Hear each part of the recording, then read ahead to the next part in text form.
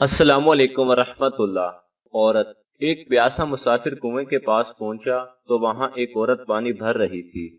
مسافر نے اس سے پانی لے کر پیا اور پوچھا، اے بھلی عورت، تو عورتوں کی مکاری کے بارے میں کیا جانتی ہے؟ سوال سنتے ہی عورت نے چیخنا چلانا شروع کر دیا۔ مسافر گھبرایا اور بولا، ایسا کیوں کرتی ہو؟ وہ بولی، تاکہ گاؤں والے تجھے قتل کر دیں، تو نے مجھے تکلیف دی ہے۔ مسافر گھبرایا اور ہاتھ جوڑ کر بولا، مجھے معاف کر دو، تم تو بہت اچھی اور رحم دل اور شریف لگتی ہو۔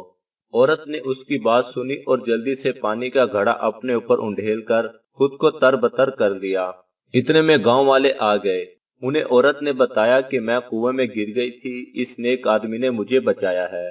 گاؤں والوں نے مسافر کا شکریہ ادا کیا اور اس کی جمع مرضی کا تذکرہ کرنے لگے۔ جاتے جاتے اس عورت نے مسافر سے چپکے سے کہا، یاد رکھو، عورت کو تکلیف دو گے وہ تمہارا سکھ چین چھین لے گی، اسے خوش رکھو گے تو تمہیں موت کے منہ سے بھی نکال لے گی۔